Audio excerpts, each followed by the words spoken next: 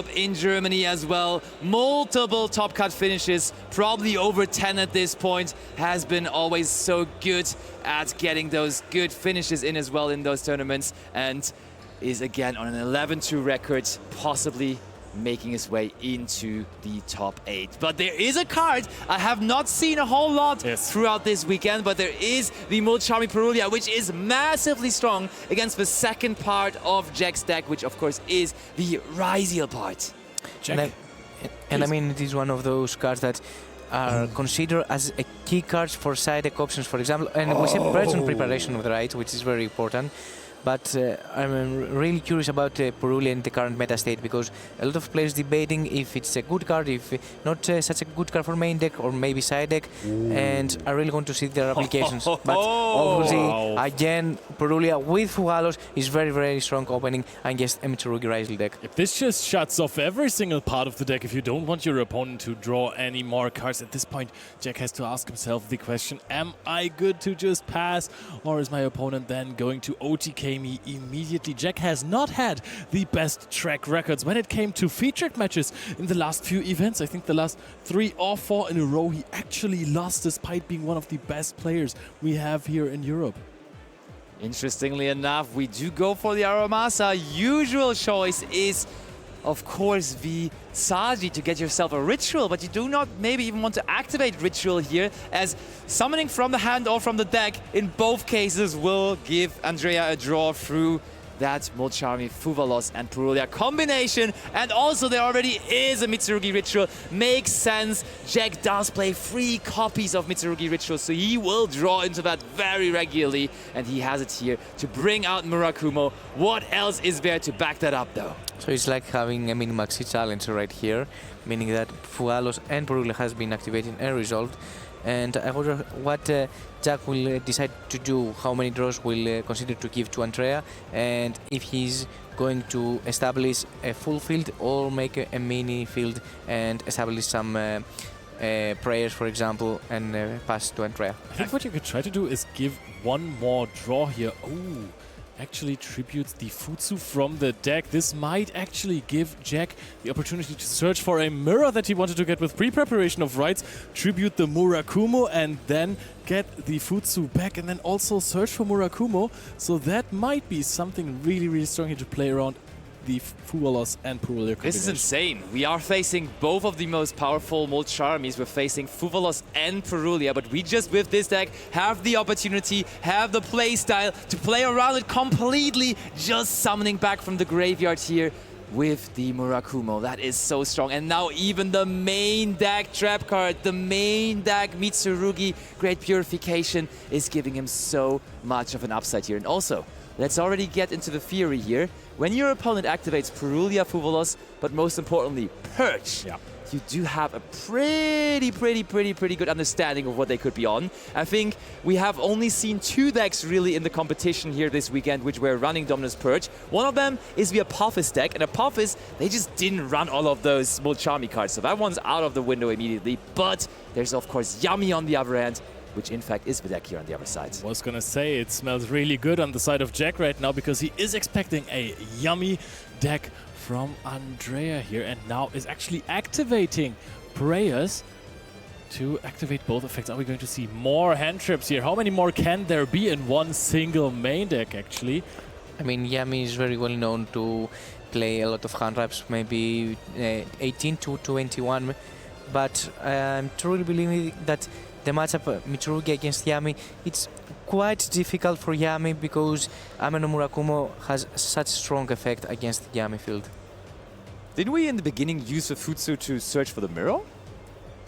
That's what I was thinking. Yes. Yeah, that's what I was expecting. Yeah, absolutely. Yeah. That's how we initially even got the mirror going. So we are missing out on the Futsu now. So Jack, oh, look at him. Look in the face cam. You could tell that he did a little bit of a misstep here, and he now has to commit into another summon from the hand. Oh, he doesn't want to do it, but yep, that is the normal summon of Kusanagi, giving another draw due to the resolve of Mulcharmy Purulia and the Infinite Impermanence now too on the Prayers. Do we leave Jack without access to Prayers here? Yeah, the Prayers is really hard. Discarding another Ash Blossom in there as well, of course, for the Murakumo effect to actually resolve Impermanence.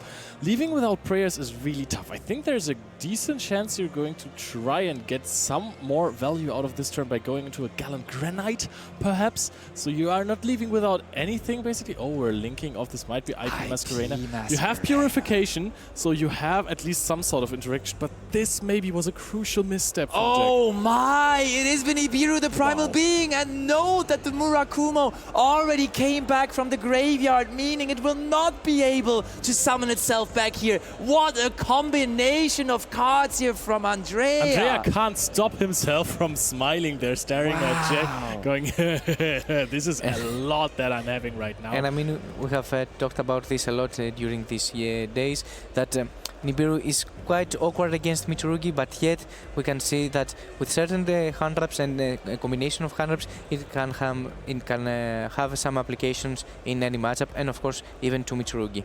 Oh, it just hits the spot, let's be real, because for that very moment it rules out both. Oh, hold on, did we activate the Habakiri already too? Yeah, we started. That's Yeah. what Fuwalos was changing. True, absolutely. So not only did we get rid of the IP Masquerena and the big ritual monster, but also the trap card is not live anymore. I think the Abakiri was just showing Andrea, this is the card that you know from my hand. Oh, fair, yeah. Situation, not an activation. But now Kapsi is being the normal summon, the best one of the deck. In fact, Surprise is being added to the hand now. This is so rough for Jack because also, let's face it, in theory, you are happy to face Yami with any kind of Mitsurugi deck. The matchup generally, just talking pure statistics, is favored for the Mitsurugi variants. But when you have those cards in your opening hand, it's hard to go up against any kind of deck. And to be fair, when you face Mitsurugi and you have only one unknown card, and it is in the hand, you have a very strong advantage, especially when you start with normal summon Kapsi, who can play very well against a potential Nibiru. So I think that Andrea right now, he can go all the way through and doesn't care about the interruption that may potentially be this blind card, meaning that even if it is Nibiru, which will be the most important one, he can still play around it pretty easily. Kapsi normal summon plays around every single hand trap in the game, if it's only one. Of course, you need a combination to stop the Yami deck. That's why it is so incredibly powerful. But the upside for Jack Verma in this matchup is that while the first game is certainly not going his way, in the next two games, he still has the favorable matchup. Mitsurugi is a deck that is likely or likelier to beat the Yami deck. I want to say I'll give this matchup a 65 to 35% for Mitsurugi. I would agree. Just, it is all about just like exchanging your monsters, bringing back monsters, and having those quick effects with your synchro monsters or the quick synchro with your link monster. But when just every single one of your monster gets destroyed by Murakumo, well, all of those switching around doesn't help you, and that Murakumo alone oftentimes being so detrimental to any kind of Yami deck.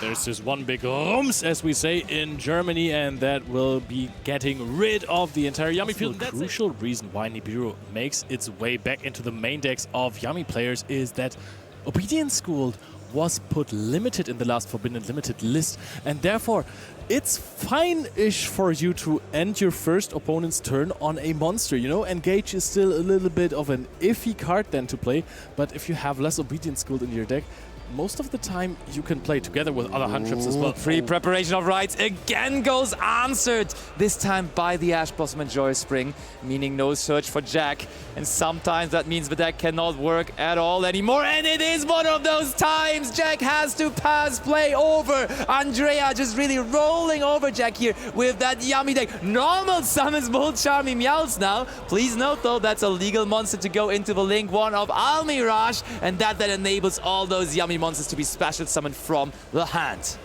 That makes the Mulcharmy cards so good in Yami, because even if you're starting with them, or if you couldn't activate them or drew into them too late, you can always go into Almirage, and potentially it gives you one more body to play with. And just to mention about Nibiru, I really like the strategy to use an Wow, and even the call by the grave on the Ash Blossom and Joy Spring. Jack is like, I'm going to do to you what you did to me, having a strong Ash here, but not with Andrea. He has the answer immediately. So I was saying that you can actually play Haggard Lizard, which is a very good option as a Link 2 in order to clear your field and go for a potential engage or Obedience Pull, which is a very good strategy.